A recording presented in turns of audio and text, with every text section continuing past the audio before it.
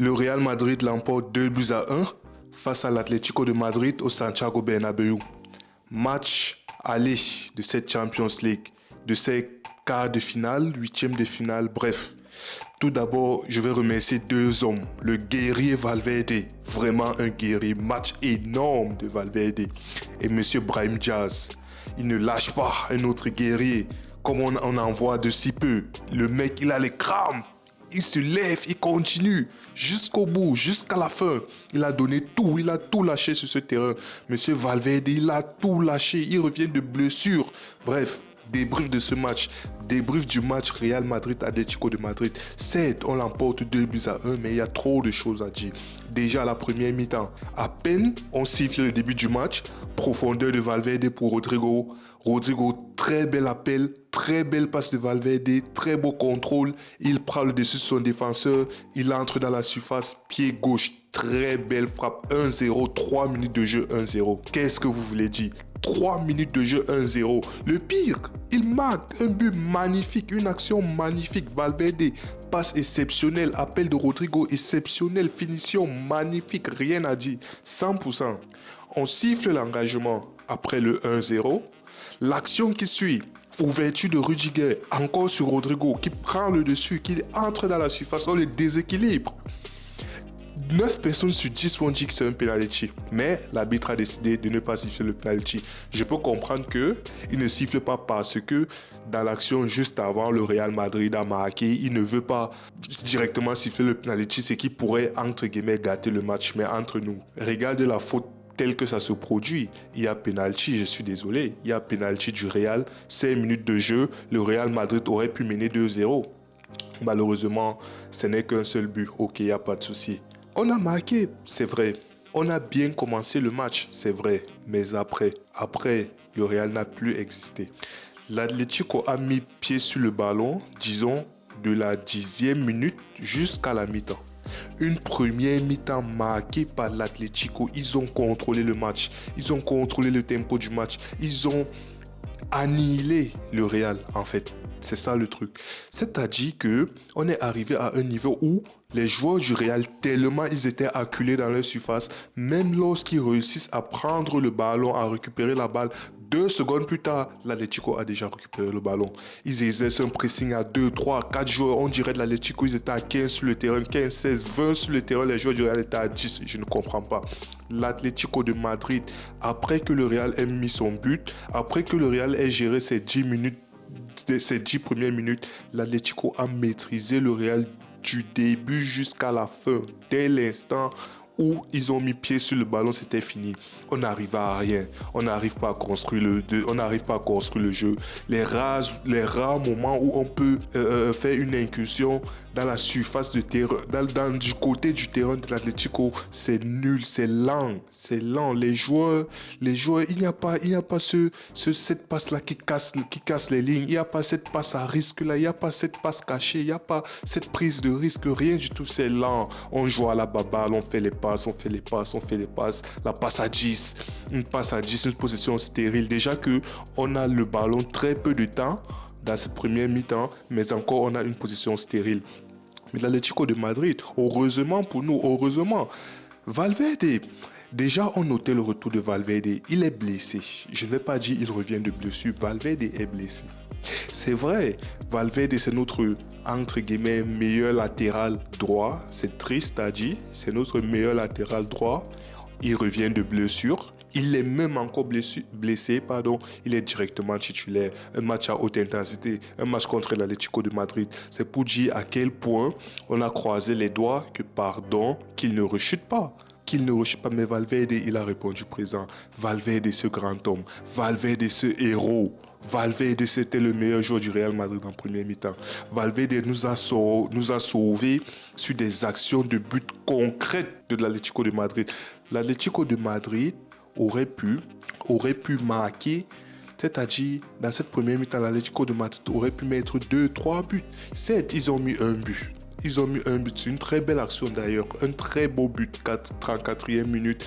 Julián Álvarez, 1 contre 1 face à Camavinga. Camavinga n'a pas de chance. Il aurait pu récupérer le ballon. Malheureusement, Alvarez est trop fort. Il réussit à garder le contrôle de la balle. Frappe enroulée limpide. Puis deuxième poteau, Courtois ne peut rien faire. Égalisation de l'Atlético de Madrid. Déjà que avant leur égalisation, ils avaient la balle. C'est eux qui maîtrisaient le match, c'est eux qui maîtrisaient le tempo, c'est eux qui maîtrisaient tout. Ils faisaient tout ce qu'ils voulaient, sauf qu'ils n'avaient pas juste à mettre ce but. On savait que à un moment donné, le but allait arriver et il est arrivé de la plus belle des manières. Mais malgré ça, tu te dis, ok, le Real, un soupçon d'orgueil, rien du tout. Rien du tout. L'Atlético de Madrid a continué. Possession de balle, incursion, pression collective, pression défensive, pression, tout ce que tu veux. L'Atlético nous a maîtrisés dans cette première mi-temps.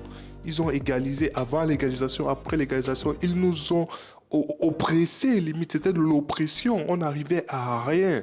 Heureusement que Valverde est là. Heureusement que Valverde est là. Valverde il a sauvé au moins 2 buts concrets dans ce match. C'est énorme. Valverde est énorme. Bref, on entre dans cette deuxième mi-temps.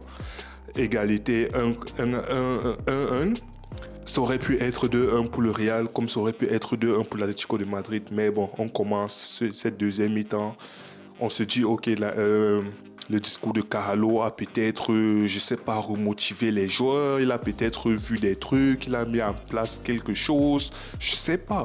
Mais bizarrement, les 5-10 premières mi-temps, 10 premières minutes de la deuxième mi-temps étaient pareil. L'Atlético avait le contrôle. On s'est dit à un moment donné, mais qu'est-ce que Ancelotti l'a raconté dans les vestiaires? Peut-être il est arrivé dans les vestiaires, ils se sont regardés, il a dit super, continuez, je sais pas. Mais l'Atlético a recommencé cette deuxième mi-temps comme ils ont fini la première mi-temps, avec une pression énorme, un contrôle de la balle, le Real qui n'arrive pas à sortir, je sais pas, la tête de l'eau, si je peux dire ça comme ça. Mais alors, le Real, c'est quand même la meilleure équipe du monde. Les individualités du Real sont quand même exceptionnelles. On a beau dire, le Real ne produit rien, le Real n'a pas de jeu collectif, le Real n'a pas d'alchimie, le Real n'a pas de symbiose entre les joueurs, tout ce que vous voulez, mais les individualités du Real comptent parmi les meilleurs joueurs du monde. On a Brahim Diaz, 1-1-2. 1-1-2 avec, comment on l'appelle, Vinicius qui remet sur Mendy qui remet une touche de balle sur Brahim Diaz. Ok, tu vas dire l'action collective, ouais, mais après Brahim Diaz se retrouve face à 4 joueurs, qu'est-ce qu'il doit faire? Il n'y a pas d'appel, il n'y a pas d'aide, il n'y a personne, il est livré contre lui-même. Mais le génie de ce mec, le talent de ce joueur, qu'est-ce qu'il a de l'or entre les jambes? Feinte de corps, crochet, 3 joueurs enroulés à ras de tête, deuxième poteau, parmi au moins autour de 3, 4, 5 joueurs. Deuxième poteau, petit filet opposé. Brahim Diaz, ce héros. Brahim Diaz, magnifique. Voilà un Real Madrid qui avait la tête sous l'eau à partir d'une action, à partir de rien. À partir de rien, il se retrouve en train de mener 2-1. Si quelqu'un allume sa télé, il voit le score 2-1, il se dit ouais, le Real a maîtrise, le Real domine le Real. Rien du tout. C'est parce qu'on a des individualités exceptionnelles. Et dès l'instant où on a mis le 2-1, l'Atlético de Madrid, c'était fini. Ils avaient maintenant je vais pas être grossier, mais ils étaient pris entre deux feux. Soit ils attaquent au risque de reprendre les buts derrière, soit ils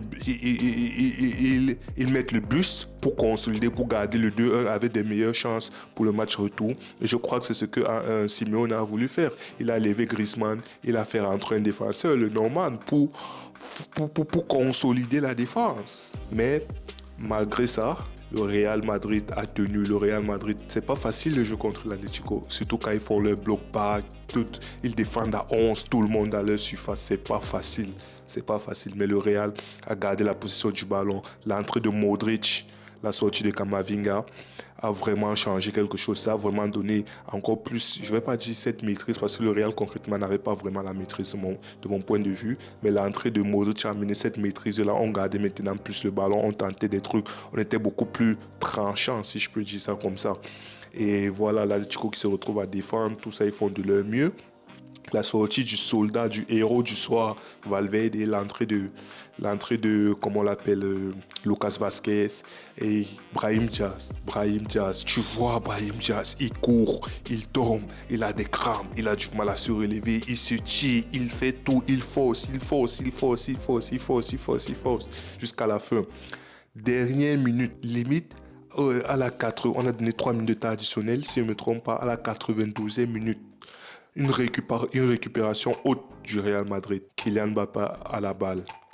donne, je vais dire, quelqu'un a chanté caviar de Modric, j'aurais dit caviar de Mbappé, caviar pour Vinicius. Il n'a qu'à faire un tap-in, un but simple, un but scolaire, un but académique. Une passe la plus simple possible, la plus facile possible pour Vinicius qui est devant les goals, les cages vides. Il n'a qu'à pousser le ballon, mais qu'est-ce que Mbappé fait? Il envoie une passe dégueulasse. Il envoie une passe dégueulasse. Le match finit 2-1. Ça aurait pu finir 3-1. Mbappé. Ça aurait pu finir 3-1. Kylian Mbappé, je peux comprendre. Un match compliqué. Mbappé n'a quasiment pas eu d'occasion. Pas parce qu'il était mauvais, mais parce qu'on n'arrivait pas à le servir dans les bonnes conditions. On n'arrivait même pas à le servir tout court. Mbappé a touché très peu de ballons. Dangereux, si je peux dire ça, comme s'il était obligé de redescendre pour toucher un peu les ballons. Et même jusque-là, le Real, c'était compliqué. Un match, je ne vais pas dire mauvais de Mbappé, parce qu'il n'a vraiment pas eu d'occasion. Même lorsqu'il essaye, soit il est seul, soit rien du tout en fait. Un match compliqué de la part de nos attaquants. Vinicius, pareil, de l'autre côté, un match compliqué. Il n'a quasiment pas de ballon. Il essaye. Et lorsqu'il a la balle, il y a 3 joueurs de l'Atlético qui l'attendent. Il est seul contre 3, 4. Soit ils doivent combiner, jouer extrêmement rapide. Ils doivent faire les 1-2 pour pouvoir provoquer quelque chose. Parce qu'on ne peut pas lancer Vinicius. Ils sont au moins ce 3 qui l'attendent. Un match compliqué de la part de nos offensifs. Nos milieux de terrain, la création était pauvre. La création pour créer le jeu, pour briser les lignes, pour casser les lignes. Pour cette passe à risque-là, personne, tout le monde joue la sécurité. On envoie derrière, on envoie à gauche, on envoie à droite. Un match vraiment... C'est compliqué. Nos joueurs du milieu de terrain ne créent rien du tout. Un Mendy fait la Mendy. J'arrive pas. J'ai de plus en plus de mal avec Mendy. Techniquement, il est nul. Au niveau des passes courtes, il est nul. Au niveau des passes longues, il est nul. Au niveau du jeu en une touche de balle, il est nul. Au niveau des contrôles orientés, il est nul. C'est vraiment pas... Le ballon n'est pas son ami. Le ballon n'est pas son ami. Mendy, pour qu'il joue, tu essaies d'accélérer le jeu. Lorsque tu envoies Mendy, doit faire au moins ce 2-3 contrôles avant de voir à qui il va envoyer le jeu. Il n'a même pas pris l'information. Prise d'information zéro. Mendy, c'est compliqué. Mendy, c'est compliqué. Quand je te rends compte qu'à une époque au Real Madrid, latéral gauche, on avait un joueur qui s'appelait Marcelo. On l'a même montré à la fin du match. Il est arrivé là, on a montré ce Marcelo-là. Quand tu te rends compte qu'on avait Marcelo en tant que latéral gauche, c'est vrai, Mendy, on va dire, défensivement, il est solide, machin. Mais pour le niveau du Real, l'exigence du Real, c'est très faible, c'est insuffisant. Mendy me faisait mal aux yeux, concrètement, il me faisait mal aux yeux. Au niveau des flops, dans ce match, il n'y a pas vraiment de flop. Il n'y a pas vraiment de flop de mon point de vue. Les offensives n'étaient pas assez nourries. On devait à chaque fois récupérer de la merde pour faire de l'or. C'est pas évident. En plus, face à l'Atlético, qui est un bloc solide, c'est vraiment pas évident. Si tu n'as pas un milieu créateur, un milieu à la Bellingham qui casse les lignes, un milieu qui crée, qui est spontané, qui envoie des passes laser sorties de nulle part, on ne va jamais rien faire. C'est ce qui se passait dans ce match. Vinicius était frustré, à raison. Mbappé était extrêmement frustré, à raison. Rodrigo lui-même était extrêmement frustré, à raison. Il veut combiner, c'est compliqué parce que Valverde c'est un guerrier. Valverde, c'est tout ce que vous voulez. Comme j'ai dit, j'ai vraiment acclamé Valverde et je continue de l'acclamer. Mais il était blessé et ça se voyait. Valverde ne pouvait pas multiplier les courses. Valverde avait du mal à jouer avec son pied gauche. Valverde, il avait vraiment du mal, mais il a du cœur. Il a du cœur, ce guerrier. Il a du cœur. Voilà. Endrick qui est entré vers la fin pour Brahim, pour le soldat Brahim qui a tout donné sur le terrain. Endrick est entré. Mais comme j'ai dit, c'est dommage. On finit sur un score de 2-1. Ça aurait pu être 3-1. Mais voilà, on attend le match retour au Wanda Metropolitano. J'espère que c'est encore ça le nom de leur stade. Bref, Wanda Metropolitano, en espérant qu'on pourra se qualifier. Mais sinon, on a déjà un pied en quart de finale, si je ne me trompe pas. Arsenal qui de son côté a massacré, je sais pas, ils ont fini 5-1, 6-1. Je ne sais même pas combien ils ont fini de l'autre côté. Mais bref, on a pris une option pour la qualification et on attend le match retour.